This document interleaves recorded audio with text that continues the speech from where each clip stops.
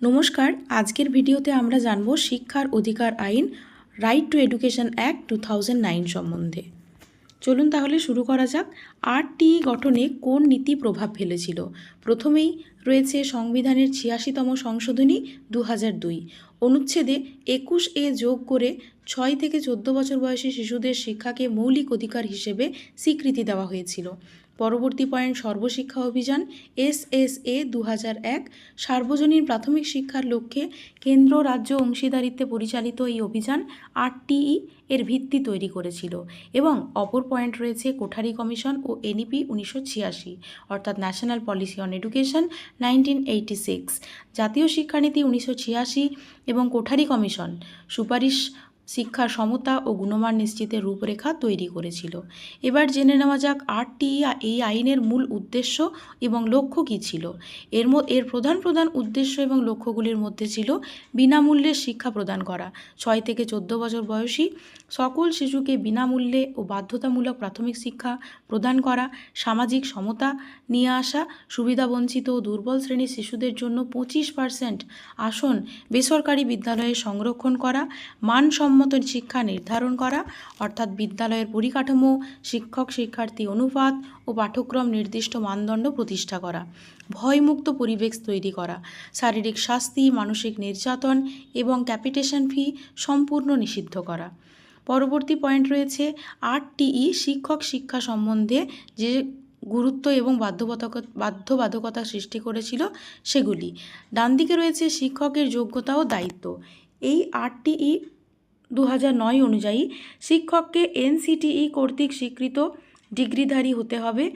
অপ্রশিক্ষিত শিক্ষকদের 5 বছরের মধ্যে প্রশিক্ষণ সম্পন্ন করা বাধ্যতামূলক। এখানে একটা বিষয় বলে রাখি, প্রায়শই আমরা শুনতে পাই বিএডে ভর্তি হওয়ার আগে যে কলেজটি NCTE স্বীকৃত কিনা। এটি আরটিই ২০০৯-এ বলা হয়েছিল।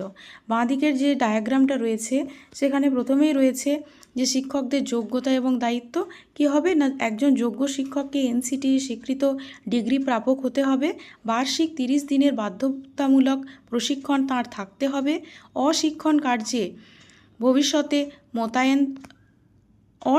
কার্যে এখানে লেখাটা একটু অস্পষ্ট আছে, এখানে হবে অশিক্ষণ কার্যে মোতায়েন হওয়া যাবে না এবং ছাত্র শিক্ষক অনুপাত হবে 30:1, অর্থাৎ প্রতি 30 জন ছাত্রছাত্রী পিছু একজন শিক্ষক থাকবেন। পরবর্তী পয়েন্ট রয়েছে প্রাথমিক শিক্ষার্থীদের ওপর আরটিই 2009-এর প্রভাব কী ছিল। প্রথমেই রয়েছে নামাঙ্কন বৃদ্ধি।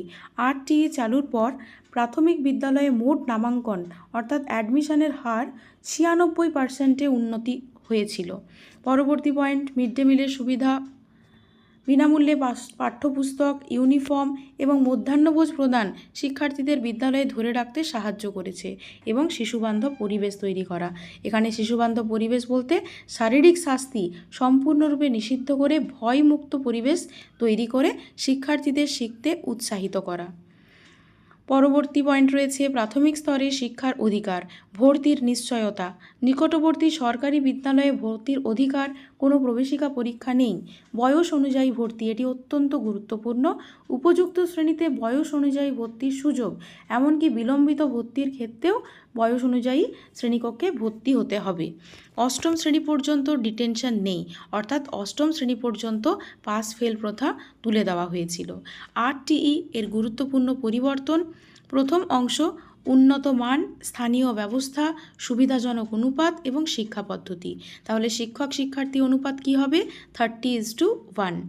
SMC অর্থাৎ স্কুল ম্যানেজমেন্ট কমিটি, অর্থাৎ স্কুল চালনা করার জন্য SMC এর অবদান থাকতে হবে। CCE অর্থাৎ কন্টিনিউয়াস অ্যান্ড কম্প্রিহেন্সিভ ইভ্যালুয়েশন। এবং বাঁদিকে আর অপর পয়েন্ট রয়েছে পরিকাঠামো উন্নয়ন, শ্রেণীকক্ষ, শৌচাগার এবং পানীয় জলের ব্যবস্থা করা। আরটিই আইন বিদ্যালয়ে ভৌত পরিকাঠামো থেকে শুরু করে শিক্ষণ পদ্ধতি পর্যন্ত ব্যাপক পরিবর্তন এনেছে। কন্টিনিউয়াস অ্যান্ড কম্প্রিহেন্সিভ ইভ্যালুয়েশন পদ্ধতি মুখস্থ নির্ভর শিক্ষার বিকল্প হিসেবে চালু করা হয়েছে এবং এটি অত্যন্ত সাকসেসফুল হয়েছে। আরটিই এর গুরুত্বপূর্ণ পরিবর্তন।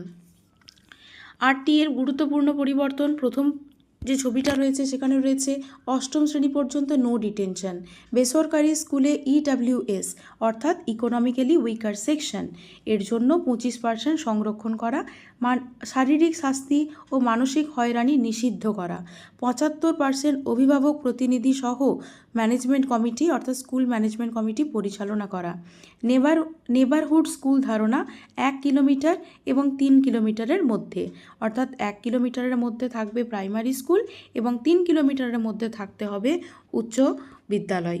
ক্যাপিটেশন ফি এবং স্ক্রিনিং টেস্ট নিষিদ্ধ করা হয়। পরবর্তী পয়েন্ট দেখে নেওয়া যাক RTE এর বাস্তবায়নে যে সমস্ত চ্যালেঞ্জ এবং সাফল্য লাভ করেছিল সেটি। প্রথমেই আমরা চ্যালেঞ্জ দেখে নেব ডান দিকের যে চ্যালেঞ্জটা রয়েছে তার প্রথম পয়েন্ট রয়েছে শিক্ষক স্বল্পতা ও মানসম্মত প্রশিক্ষণের অভাব, গ্রামীণ এলাকায় পরিকাঠামোর দুর্বলতা, নো ডিটেনশন নীতির কারণে শিক্ষার মান প্রশ্নবিদ্ধ এবং রাজ্যগুলোর অসম বাস্তবায়ন।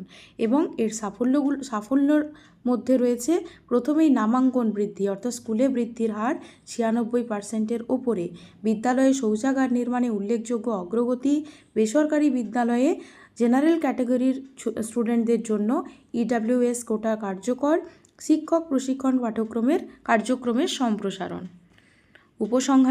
উপসংহার RTE এর ভবিষ্যৎ এবং আমাদের করণীয়: মান উন্নয়ন, শুধু নামাঙ্কন নয়, শিক্ষার গুণগত মান নিশ্চিত করা, নিয়মিত মূল্যায়ন জরুরি, শিক্ষক সমতা, প্রশিক্ষিত এবং অনুপ্রাণিত শিক্ষকই RTE এর সফল বাস্তবায়নের মূল চাবিকাঠি। এবং এছাড়াও রয়েছে সমাজের মানুষের অংশগ্রহণ, অর্থাৎ অভিভাবক, সমাজ এবং সরকারের যৌথ প্রচেষ্টায় শিক্ষার অধিকার সত্যিকারের অর্থে কার্যকর হবে। শিক্ষা কোনো সুবিধা নয়, এটি প্রতিটি শিশুর জন্মগত অধিকার।